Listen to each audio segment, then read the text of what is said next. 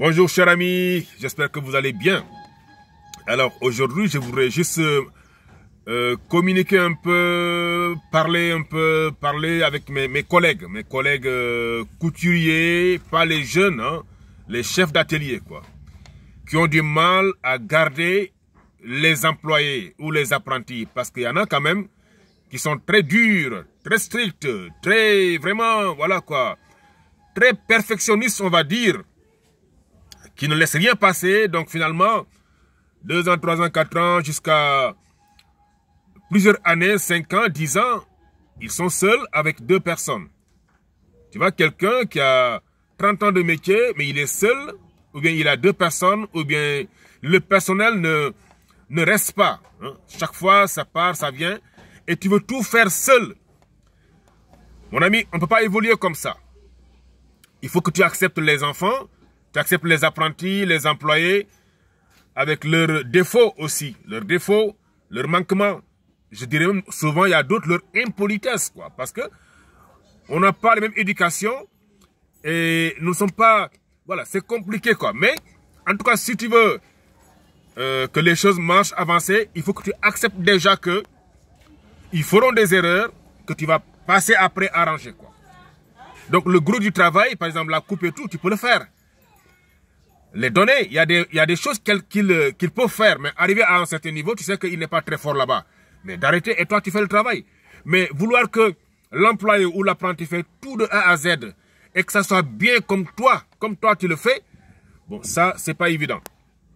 Donc, il y en a qui veulent comme ça, qui veulent que ça soit fait comme si c'est eux-mêmes qui avaient fait.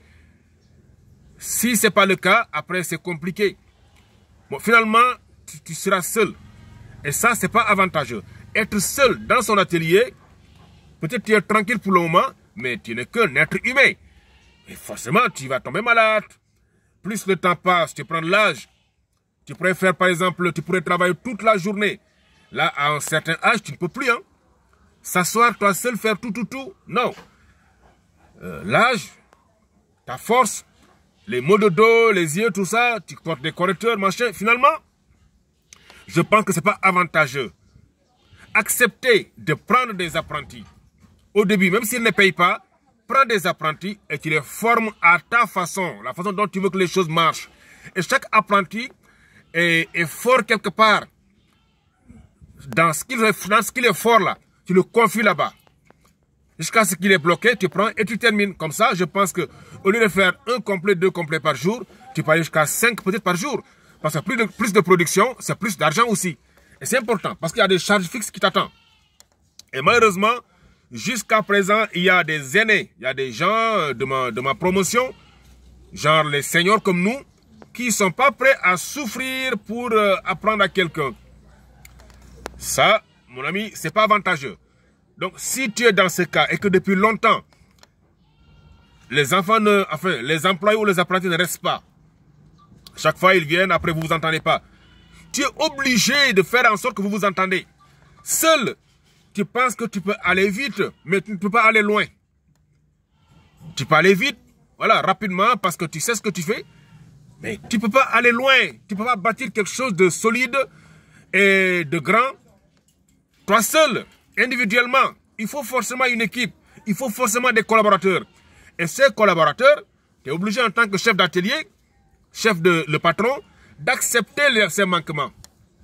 Parce que ton patron a accepté toi tes manquements jusqu'à ce que tu connais, jusqu'à ce que tu es aujourd'hui. Parce que chacun de nous aussi a fait des bêtises quand il était apprenti. Donc nous, on doit accepter ça. On n'a pas le choix. En tout cas, si tu vas avancer, c'est juste un petit... je dirais pas conseil, parce que qui je suis moi pour conseiller mes collègues. Je partage mon expérience parce que j'ai fermé 4 fois mon atelier. Je l'ai dit plusieurs fois. Je me suis cassé la gueule plusieurs fois. Parce que tout ça, moi je ne supportais pas des manquements. Moi j'étais prêt à te foutre dehors. Mais après j'ai compris que non. La bonne solution, c'est pas négocier. Mais c'est stratégique quoi. Ça veut dire que c'est comme ça. Seul, on ne peut pas aller loin. C'est compliqué. On pense aller vite, mais tu ne fais qu'un complet. Même si c'est bien payé. Si vous êtes 2 quand même, tu gagnes le double. Si tu arrives à avoir 2 employés plus 1 ou 2 apprentis que tu formes, qui peuvent préparer les pantalons, coller, faire les pinces, faire une poche arrière, le travail est à moitié fini. Si tu coupes et qu'il part suffire, repasser, préparer les poches, tout ça, les poches arrière et consorts, mais le pantalon est à moitié fini. Si c'est un ensemble pour un ensemble d'âmes, tu coupes l'ensemble et qu'il y a des apprentis qui peuvent préparer les pinces, repasser, doubler la jupe, déposer, attendre côté création, tu viens gérer le haut, préparer le dos, monter la fermeture, repasser tout, déposer. Mais la tenue est à moitié finie. Donc finalement, en acceptant les autres, en ouvrant ton cœur, on va dire, et accepter de souffrir comme ton patron a fait pour toi, c'est avantageux. C'est avantageux parce que ça permet d'abord de transférer tes compétences, c'est-à-dire de transférer la connaissance que tu as, tu le sèmes aux autres. Parce que plus tu sèmes des connaissances, même si tu as beaucoup de commandes, tu peux toujours savoir qui et qui faire appel pour que le travail soit bien fait. Même s'ils sont plus avec toi. Même si moi, il m'arrive souvent des apprentis qui ont passé chez moi et qui ont leur propre atelier, mais je les envoie du travail. Je le fais, moi, ça ne me dérange pas. Ce qu'on appelle du sous-traitance. Dans les chantiers, ce n'est pas tout le temps l'ingénieur qui vient poser les briques. Non. Les grandes boutiques de prêt-à-porter, vous pensez que tout est cousu là-bas? Derrière là? Non. Il y a une bonne partie, ils partent à Lomé, ils partent à Dakar, ils partent en Turquie, ils prennent des prêt-à-porter, ils viennent accrocher. Pourquoi toi, tu penses que tu peux travailler seul et penses que tu peux t'en sortir? Tu te trompes, hein? Tu te trompes. En tout cas, moi, je l'ai compris depuis très longtemps. Donc, je forme beaucoup. Et c'est parmi les personnes que je forme là, je prends là-bas les meilleurs, ils travaillent pour moi et je les rémunère, quoi. Je pense comme ça, tu peux évoluer et ça donne la possibilité, si tu as envie de faire autre chose aussi, tu peux aller le faire, quoi. Mais vouloir travailler seul parce que, ouais, tu veux que le travail soit bien fait. Mais évidemment, ça doit être bien fait. Mais, vouloir que toi seul, tu le fais de A à Z, je pense que c'est pas avantageux, les amis. Donc, réfléchissez. Si vous êtes dans ce cas et que vous êtes seul, parce qu'il y en a, hein, parce que je vois quand même, quoi. Hein, je connais un gars, il n'est pas loin d'ici, il court très bien. Mais il court tellement bien, mais c'est incroyable, quoi. Mais il est seul. Il est seul. Quand tu le vois, tu sens qu'il est en train de vieillir, il est fatigué, il commence à vieillir, quoi. Mais finalement, tu es seul, les machines sont là. Écoute, les gens, ils partent ailleurs parce que soit le travail est lent, ou bien côté création, il n'y a pas de fraîcheur parce que tu travailles seul.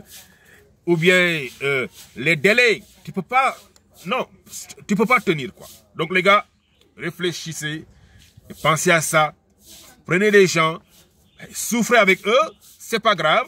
Acceptez les bêtises, soit leurs conseils, leurs mentors, essayez de les encadrer. Je pense que c'est la meilleure solution pour mieux avancer, quoi. Il faut une équipe, il faut collaborer. Il faut ouvrir le cœur de collaborer avec les autres. Je pense que ça sera mieux, quoi. Sinon, rester seul comme ça avec tes machines. Les machines, finalement, tu vas les vendre, quoi. Et puis aller s'asseoir à la maison. Et là, je pense que quand même un couturier qui connaît, qui a un certain âge, c'est là où il y a l'expérience. Il connaît beaucoup. Alors, c'est dommage de tout laisser parce que tu n'as plus de collaborateurs, tu n'as pas d'apprentis. Tu restes à la maison parce que les clients ne viennent plus. Parce que les clients ont besoin de ça. Savoir que, ça bouge. Hein, j'ai trouvé, il a 3-4 apprentis qui travaillent. Donc, ça sera rapide si j'amène ma tenue. Tout ça, ça compte. Les clients, ils regardent. Ils réfléchissent. Et ils ont besoin d'un atelier qui bouge, quoi, qui move, qui est tout le temps, voilà, quoi, hein, qui bouge, quoi. Et ça, en tout cas, réfléchissez. Je pense que ça peut vous aider, hein. Toi qui m'écoutes et qui est dans ce problème-là, dans cette situation, ça peut t'aider, les gars. Donc, c'était Maître Sey Mohamed à Ouagadougou, la capitale du pays des hommes intègres.